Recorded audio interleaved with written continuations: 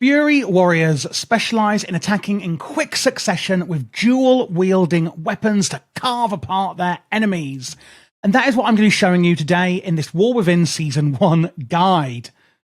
It is going to be really beginner-friendly, so don't worry if you're new to WoW, the spec, or the class, and also don't worry if you're a veteran, because I will still be covering absolutely everything you need to know in this video. Let's jump straight in then and start off with the stat priorities we're going with.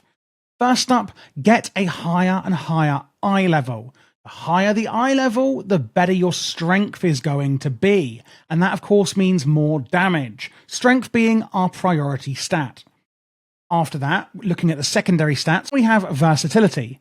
That's going to increase our damage done and any healing done, while also simultaneously reducing damage taken.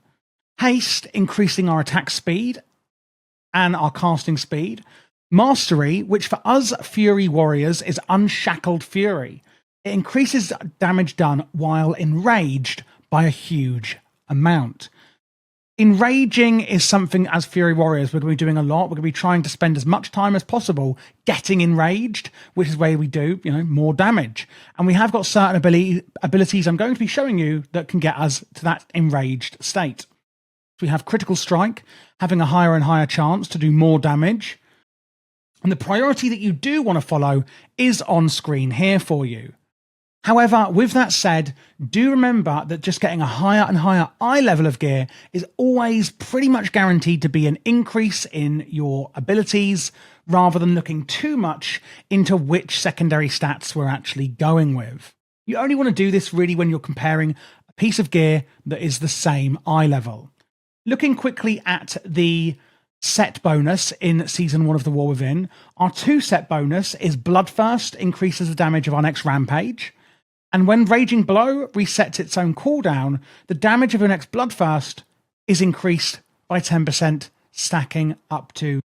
Now, if you're not sure what these abilities are, don't worry, I'll be going through them in full in the rotation part of the video shortly. So now we're going to look through some of the utilities and defensives that you have available to you as a warrior. And yes, that does mean these are going to be available in any spec you want. So do check out the playlist on my channel, because I have done all warrior specs for you.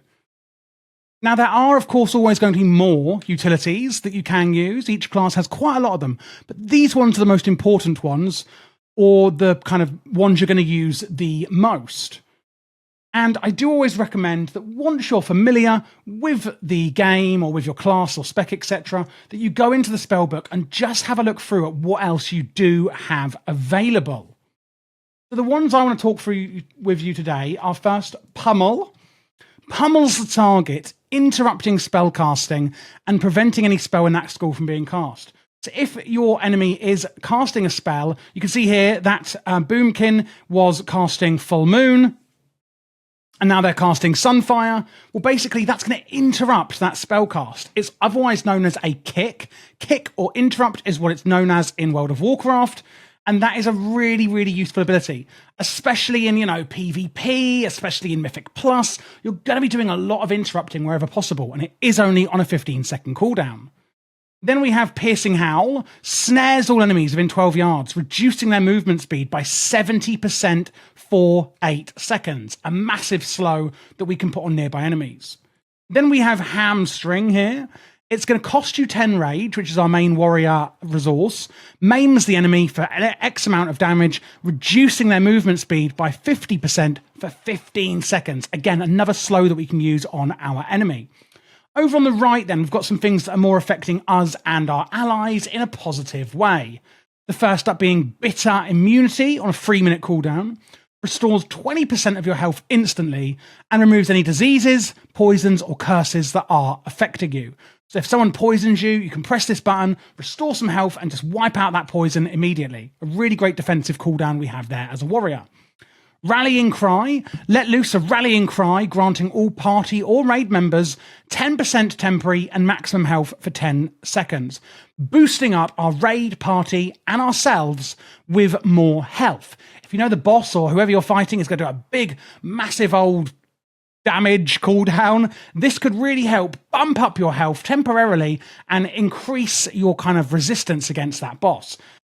And then we have Battle Shouts. This has been around for a long time, but it's still, of course, here in the War Within. Increases the attack power of you, your party, and raid members by 5% for a whole entire hour.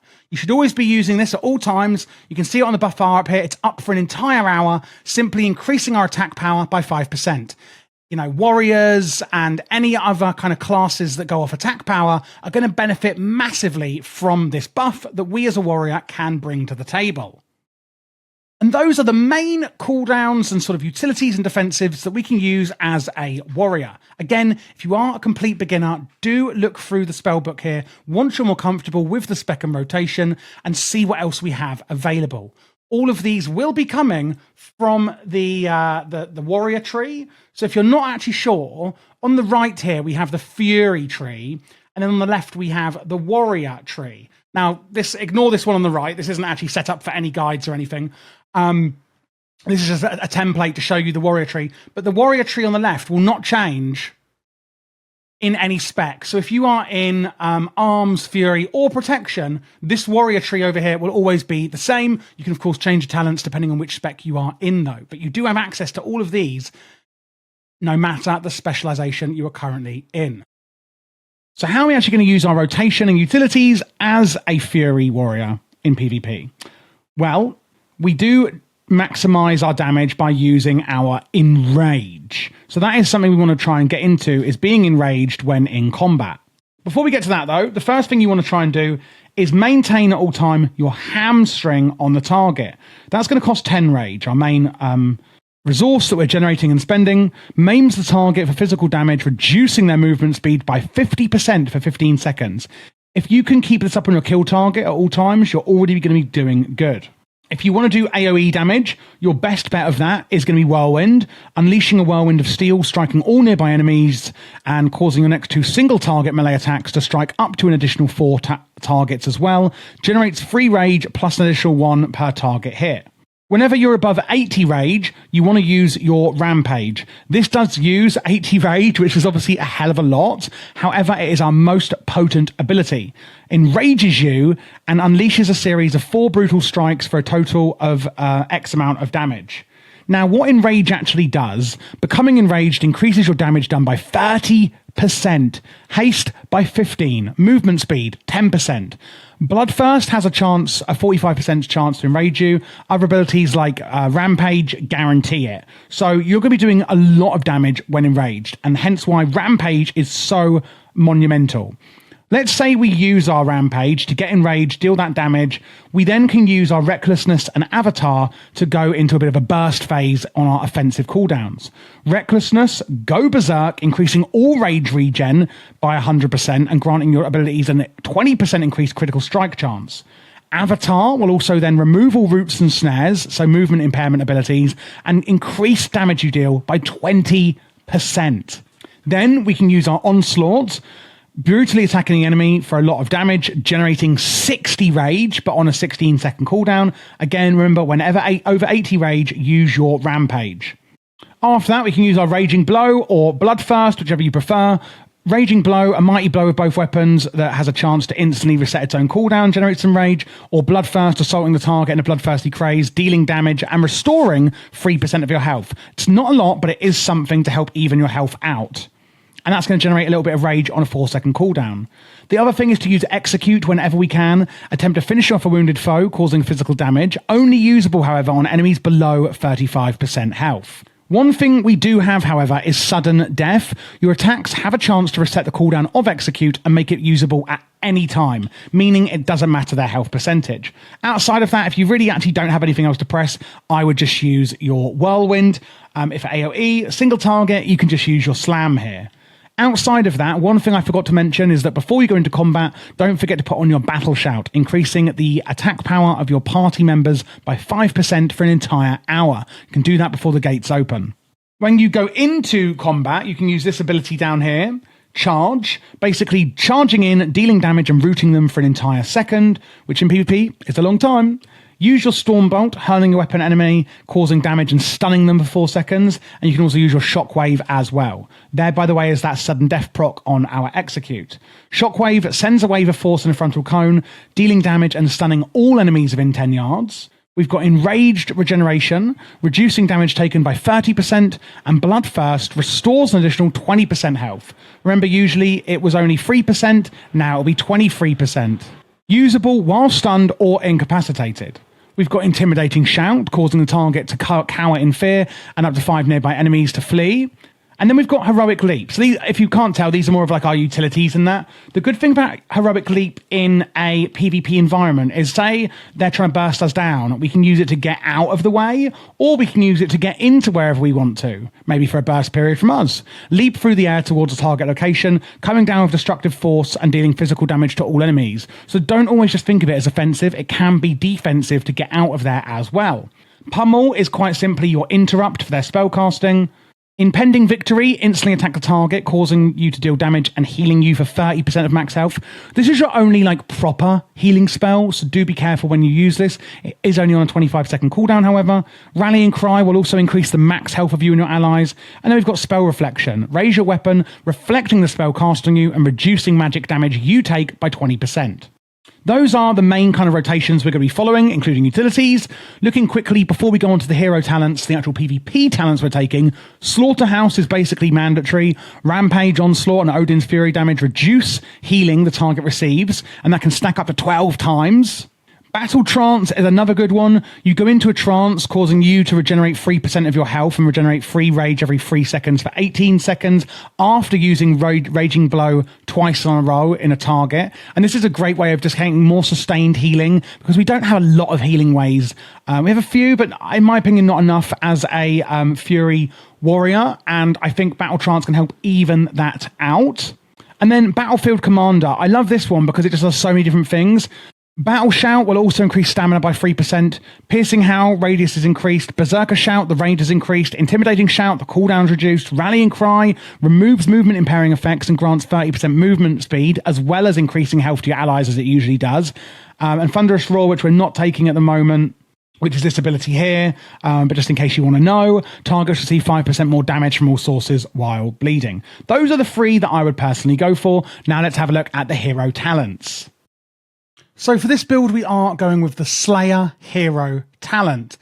It isn't one of the most interesting hero talents that I've seen overall, I'm going to be honest, but you might disagree. So, you know, I'm just here to show you what's what, remember.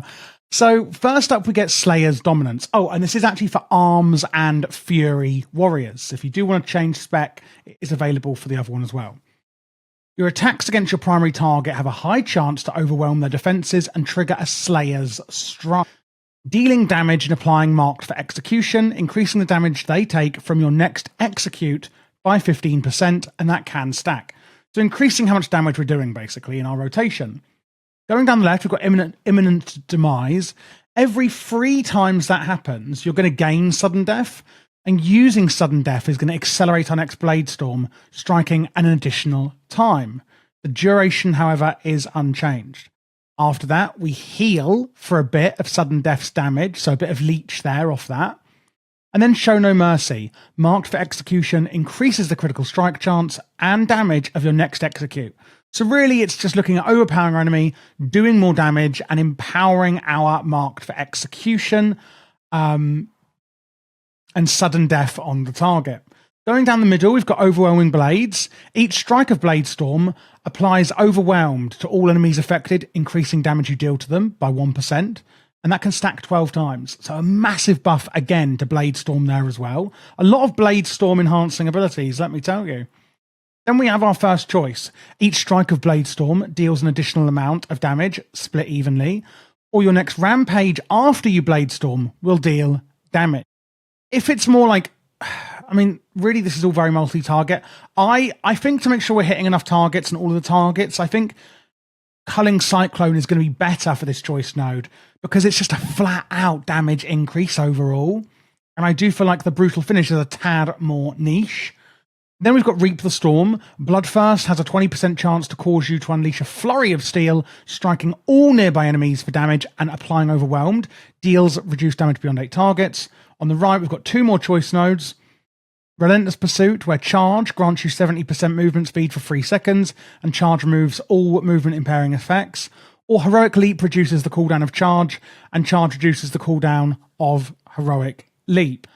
I think this is, again, a very niche option. Relentless Pursuit is more niche, and I think Vicious Agility is going to do better for longevity and overall with the timings you're going to get back off that, and that is basically what I'm choosing here, and would advise that you do too, unless you need the movement impairing release from Relentless Pursuit. Then we've got Fierce Follow Through, where Bloodthirst critical strikes increase the damage of your next Bloodthirst. And when Raging Blow resets its own cooldown, your next Raging Blow deals more damage and additional crit. I like Opportunist here. Slayer's Malice, the Raging Blow damage is increased. And lastly, we've got Unrelenting Assault. When you execute a target that you've marked for execution, you both reduce the cooldown of Blade Storm by 5 seconds and apply 2 stacks of Overwhelm to the target per marked for execution consumed. And you can now use Pummel and Stormbolt while Blade Storming. A bit complex. TLDR, again, we're reducing cooldowns here so we can get through our rotation quicker, and we can also use Pummel and Stormbolt when we're Blade Storming, which is really awesome. We can kind of double up our damage in that manner. Looking at the consumables and enchants, etc., that we're going to be using in the War Within, first up is Nerubian Gem Weavers. These are the new ways to add sockets to your gear from the weekly Great Vault. So you can put one on your head, wrist, and waist. On the neck, ring and ring 2, we can use a Magnificent Jeweler setting to add 2 sockets to each slot for jewelry. Then on the enchants, Chant of Winged Grace, giving full damage reduction and also avoidance on the cloak. Chest is Crystalline Radiance, that gives primary stat. Avoidance on the wrist. Defender's Armor Kit on the legs. Scout's March on the boots, which give, movement speed. And then Mastery enchants on your rigs. Then it's going to be Authority of the Depths on your weapons, which basically is, it's pretty cool actually. It means that we're going to apply darkness to our weapon, and periodically that is going to do some damage, and it can also stack up to 3 times. For the actual consumables, Flask of Alchemical Chaos is the flask we're going to use. This is going to increase a secondary stat randomly, and it's kind of basically going to cycle. It will increase your secondary stat by 7,600 at the cost of 600 to the other 2. And again, that's going to cycle round. And then we have primary stat feasts, a tempered potion, which will actually give you your other secondary stats that your flask is not currently giving. Healing potion is going to be an Algari healing potion. And then Iron Claw whetstones here. You can see when and why we would be using these depending on weapon type. Crystallized Augment Rune will give strength on your Augment Rune, and then the sockets, the Culminating Blasphemite, basically it's going to give you primary stat, and then it's going to give you critical strike effect, 0.15% for each different coloured gem you have. So we can use an Emerald, Sapphire, Ruby, and Onyx to get the full effect on there. Thank you so much for watching this guide. I hope it was really useful for you in The War Within Season 1, whether it was for Mythic Plus or raiding. If you do have any questions, I'll be happy to help. My Patreon is in the description below, and that is where you can find my LVUI profiles, which I'll show you in a second. And also, I'm putting together a huge macro list for every single spec that's going to be really useful for you in The War Within as well. I am doing all classes and specs for The War Within, so if you are new to the channel, then please do click this playlist here to check out what else I have, which is all of them. There will also be PvP guides on this channel as well for War Within Season 1, so make sure to look out for that. This here is the UI that I was referring to. As you can see, we've got target frames, etc., left and right, and raid frames go in the middle here, and then weak auras in the middle with an action bar down here. Chat is behind where my camera is. Minimap and details, etc., are here on the right. All of the plater profiles, the voodoo, the LVUI, etc., details profile has all been made by me. And again, you can get this on my Patreon should you like it.